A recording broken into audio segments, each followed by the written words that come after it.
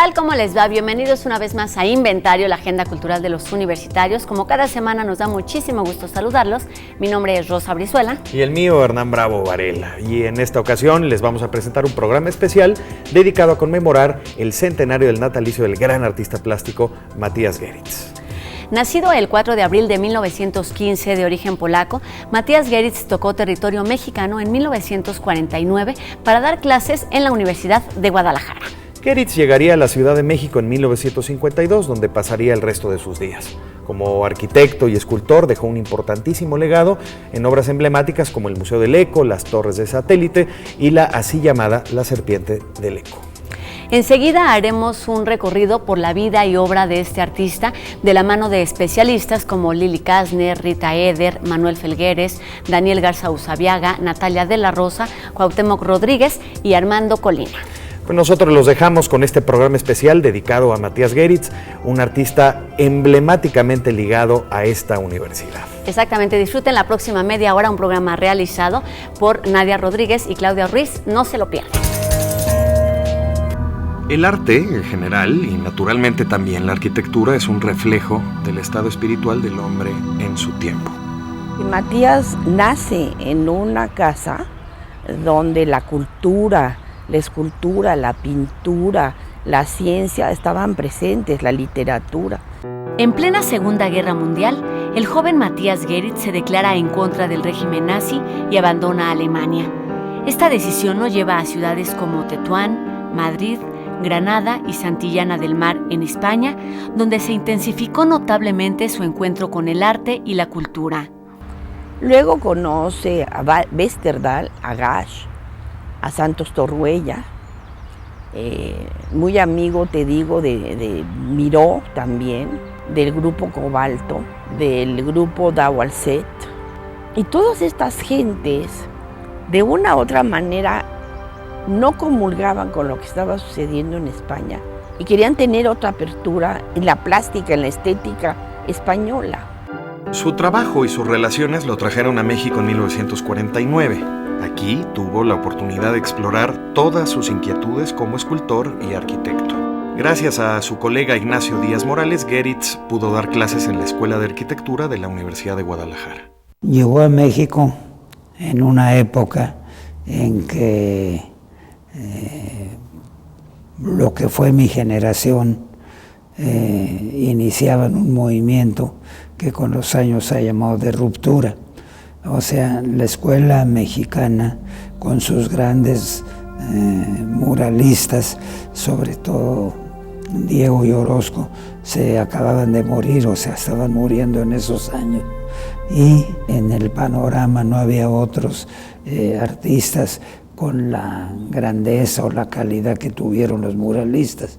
Entonces, más bien, surgieron nuevas ideas, una nueva generación, el país había cambiado, el arte siempre en todos los casos es ruptura y la nueva generación empezó a buscar nuevos caminos. Va a buscar esta cualidad del arte público que ya existía en México, pero lo llevará a otros parámetros en donde, como decía, no va a importar tanto el mensaje, el contenido político, sino más bien que la propia definición de la producción artística, al mover la sensación, la sensibilidad del espectador, genere una nueva forma de habitar el espacio, tanto urbano como también estos otros espacios de relación íntima entre el espectador y la producción artística. Esa transformación del arte mexicano, donde hay un cuestionamiento de la larga duración del movimiento mural, hace que los artistas jóvenes de ese entonces se acercaran realmente muchísimo a Geritz, que fuera como una especie de faro en ese momento. Más tarde hay un grupo mayor de artistas como Friedeberg, como Cuevas, como el mismo Tamayo. Varios estaban muy interesados en lo que Geritz podía aportar. Matías se empieza a desenvolver en una clase maravillosa que él inventa, también con pláticas con Díaz Morales sobre preceptos de la Bauhaus. Luego de sus clases en Guadalajara, Geritz viajó a la Ciudad de México. en los ambientes y paisajes poco urbanizados de esta región, que hacia mediados del siglo XX apenas comenzaban a desarrollarse de manera vertiginosa, Geritz halló el lienzo sobre el que plasmó sus arrebatos de arquitectura emocional. Matías Geritz lanza el Manifiesto de Arquitectura Emocional en 1953, en paralelo con la conclusión de la construcción del Museo Experimental El Eco. Y básicamente lo que pide en este documento es una mayor atención, digamos, de la dimensión afectiva de la arquitectura, que él consideraba que en esa época había sido menoscabada por el privilegio de la función en la arquitectura moderna. Para Geritz, la escultura y la arquitectura tenían que dejar atrás esta idea del funcionalismo. Él estaba realmente disgustado con esa idea de que las ciudades se llenaran de cajas cuadradas que no despertaran ninguna emoción estética. Lo emocional tiene que ver con la impresión que recibe el espectador, tiene que ver con cómo de alguna manera conmueve su espiritualidad, y eso es lo que a eso aspiraba Geritz. No era una aspiración pequeña, aspiraba, digamos, a que el espectador estuviera impactado por una emoción más allá de la aceptación gustosa del placer estético. Tenía que ser algo que se tocara ya con lo sublime, con algo que lo elevara por encima de la tierra. Podremos definir la concepción artística, arquitectónica, escultórica de Matías Geritz como una libertad del individuo frente al objeto artístico.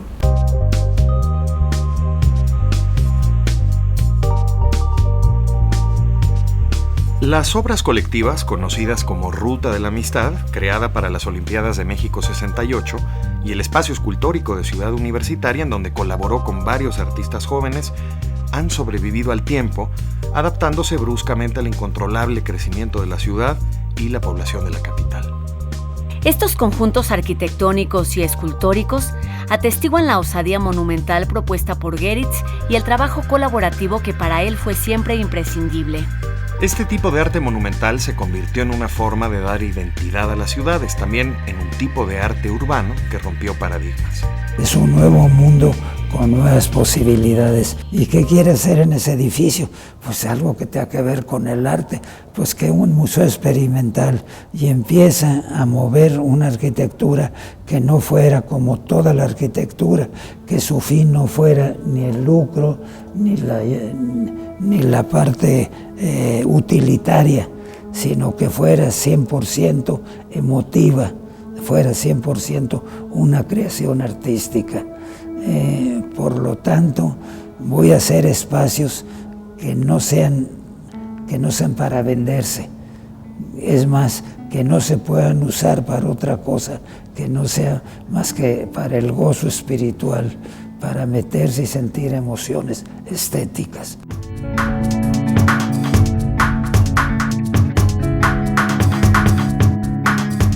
La Ruta de la Amistad es el corredor escultórico más grande del mundo. El proyecto contempló la participación de artistas de los 5 continentes, cuyas obras, distribuidas en varios puntos del periférico de la Ciudad de México, tienen una altura de entre 7 y 22 metros. Personajes de renombre como el suizo Willy Gutmann, el austriaco Herbert Bayer, el polaco Gregor Kowalski, entre otras figuras del arte mundial, plasmaron sus esculturas gigantes para deleite y asombro de los espectadores.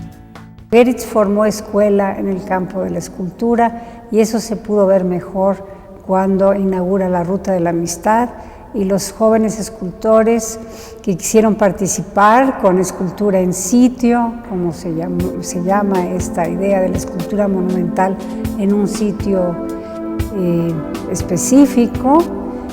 Sobre todo fue interesante para Ángela Gurría y para Helen Escobedo.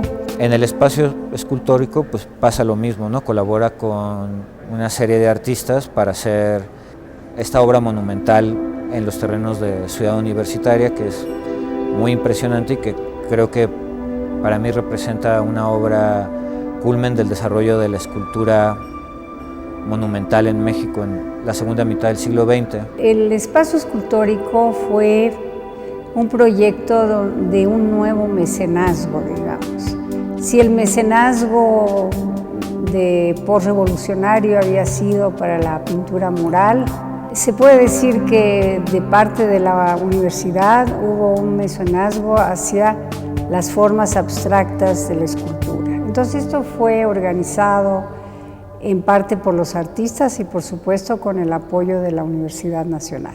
Geritz es uno de los pocos artistas de su época, ¿no?, que realizó obras para corporativos y para la iglesia y para el Estado, ¿no? Estos entes que a veces parecerían como encontrados o que no hay mucha relación entre ellos. Entonces tenía la sagacidad para lograr y concretar este tipo de negociaciones y comisiones. Lo veo como un ejecutivo, ser un artista ejecutivo que sabía negociar con distintos clientes y que también muchas veces, o sea, la mayor parte de las obras de Geritz, él no las produjo, ¿no? O sea, las producían distintas personas, desde maestros albañiles que hacían las esculturas monumentales hasta los ebanistas que trabajaban con él para hacer sus esculturas en madera, ¿no? La escultura monumental, pues, dicho sea de paso, ¿no?, es como una de las grandes contribuciones que hace Geritz y que inicia justo con el caso de la obra en coautoría con Barragán, con las Torres de Satélite, que en ese entonces empieza o es formulada como un signo plástico, pero también publicitario para el proyecto inmobiliario de Ciudad Satélite. Como parte del desarrollo urbano y la proyección de México a nivel internacional, varios empresarios se aventuraron a construir complejos habitacionales e industriales que reflejaran el crecimiento del país. A mediados de 1957, un grupo de hombres de negocios le solicitaron a los arquitectos Luis Barragán y Mario Pani construir lo que sería la entrada a una nueva ciudad.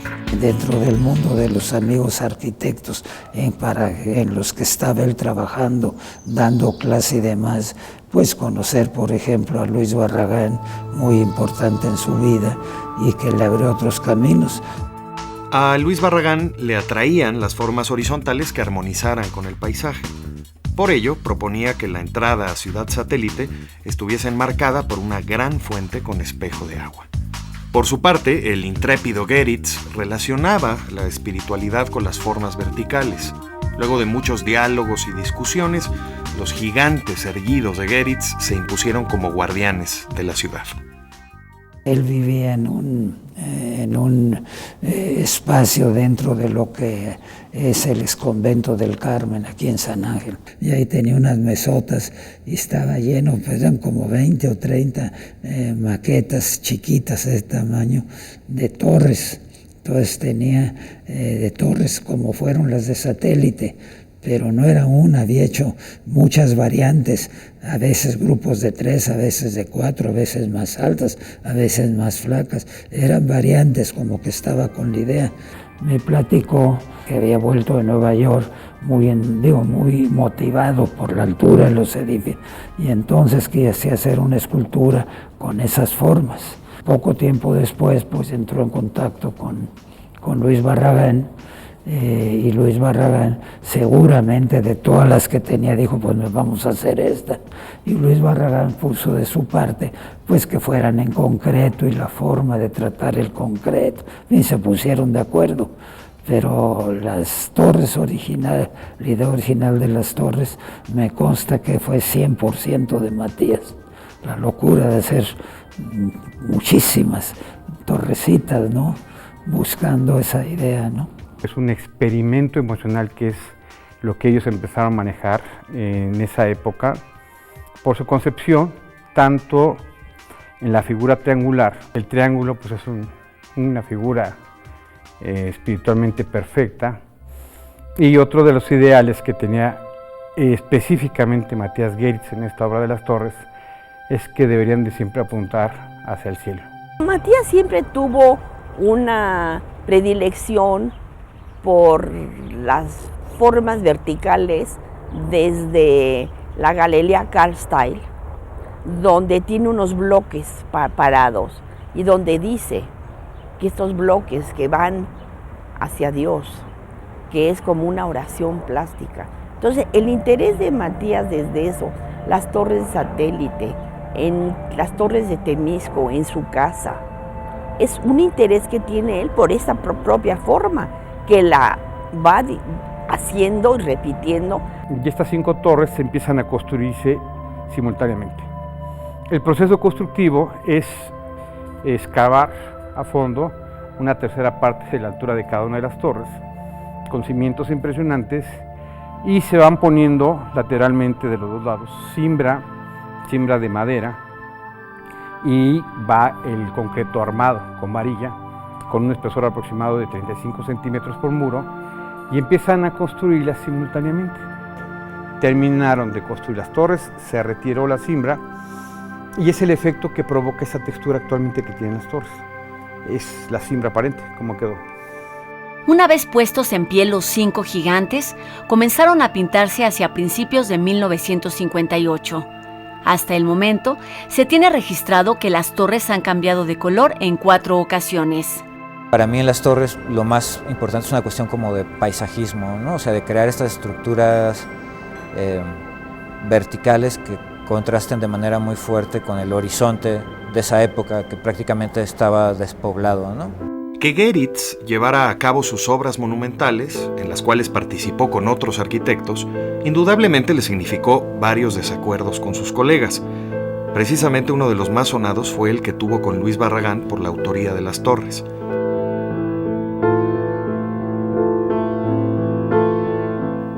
Muchas obras impresionantes fueron producto de la mente audaz de Matías Geritz, pero sin duda alguna, la muestra más grande de su expresión es el Museo Experimental El Eco. La idea de este espacio se gestó en 1952, cuando el empresario Daniel Montt, quien conoció a Geritz durante una de sus exposiciones en la Galería de Arte Mexicano, le pidió desarrollar un edificio que sirviera para celebrar reuniones culturales y comerciales. En El Eco hay muchas referencias sombrías, desde los colores del edificio, la forma de la serpiente, que Geritz llega a describirla como una estructura inquietante y que trata de representar la angustia del hombre en el universo. Me gustó la palabra en español de vacilada, y entonces te digo, incluso cuando estaba haciendo El Eco, estaba haciendo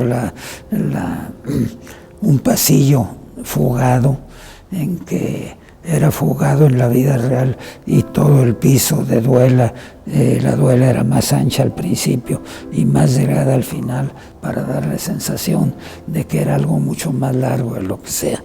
Y te invitaban a ver la vacilada que estoy haciendo. Es decir, tenía muchísimo humor. El Museo Experimental El Eco, con influencias del arte gótico y barroco, fue un poema plástico. Su creación hizo que Geritz redactara el famoso Manifiesto de la Arquitectura Emocional. El Eco es una especie de escultura habitable, como él lo quería, y como él siempre dijo, se trataba de una arquitectura de dedo. ¿Qué quiere decir eso? Que no necesariamente la planeación absoluta es lo que funcionó, sino también funcionó la imaginación, también funcionó la idea de lo escénico, de lo teatral y de lo cinematográfico. Esta idea de Matías de Gesamtkunstwerk, donde en un lugar se podía conjugar todas las artes. Era el ballet, la música, la escultura, la arquitectura, la coreografía. En los años 50-60 lo que va a imperar va a ser el concepto de libertad. Entonces lo que sucede dentro del Eco era justo el llevar a cabo ciertas producciones artísticas, pero que el espectador lo que tuviera ahí fuera una libertad de mirada, de cuerpo, de acción dentro de los espacios. Por eso no son espacios que contienen la experiencia estética, sino que por el contrario la liberan. El Eco tiene mucho que ver con El Gabinete del Dr. Caligari, que es una película de los años 20, donde todo está construido a partir de escenografías expresionistas que siempre le interesaron muchísimo, ¿no? Luego de algún tiempo, el Eco fue sufriendo un paulatino deterioro y abandono, hasta que en el 2004 la UNAM adquirió el inmueble, Desde entonces, la universidad ha jugado un papel fundamental en el rescate y resguardo de este invaluable espacio cultural. Hay que decir la importancia que ha tenido la universidad en rescatar el ECO, en darle la importancia, en hacerla otra de los lugares que pertenecen a difusión cultural de la UNAM, al Departamento de Artes Visuales, donde se han generado muchas exposiciones. Además del resguardo del ECO, el compromiso de la UNAM consiste en difundir el pensamiento de Goeritz y lograr un diálogo intelectual y artístico con las nuevas generaciones de creativos nacionales y extranjeros que presentan sus propuestas en este sitio. El vínculo entre arte y religión también inspiró a Goeritz. Si la verticalidad revelada en sus esculturas monumentales era un homenaje a la espiritualidad del ser humano, las formas góticas y retorcidas de las imágenes religiosas también reflejaban al ser frente a su atormentado espíritu. Con el paso del tiempo, ¿no? Esta cuestión de emoción empieza a relacionarse mucho con una cuestión espiritual, es cuando empieza a hacer obra religiosa, cuando hace los vitrales, ¿no? Y que crea estos ambientes cálidos de luz hacia el interior de las iglesias. Ahí la emoción es como una emoción más metafísica o espiritual, ¿no? Como de recogimiento y de alguna manera crear la atmósfera indicada para pues, la oración y la meditación. El expresionismo, que es en última instancia, es hacer formas pictóricas o escultóricas en que el gesto, en que es dramático, el gesto es exagerado. Cuando hacía Cristo, hacía unos Cristos todo chuecos, es decir, muy torturados, ¿no? Claro, con su antecedente. Cuando hace la serpiente para el ECO, pues también es una figura muy quebrada, no es una serpiente dulce, ondulada, es totalmente expresiva. Construidos entre 1978 y 1980, el laberinto de Jerusalén, en Israel, y las torres de la Facultad de Estudios Superiores Aragón de la UNAM se consideran las últimas obras de Matías Goeritz. Para entonces, el trabajo de este artista viajero gozaba de prestigio, pero fueron sus alumnos quienes se encargaron de reconocerlo como un gran maestro que revolucionó el arte en México. Matías ganó en venir a México a vivir, pero nosotros también ganamos. Porque Matías no nada más fue un maestro que abrió todo un panorama indescriptible a toda una generación de arquitectos.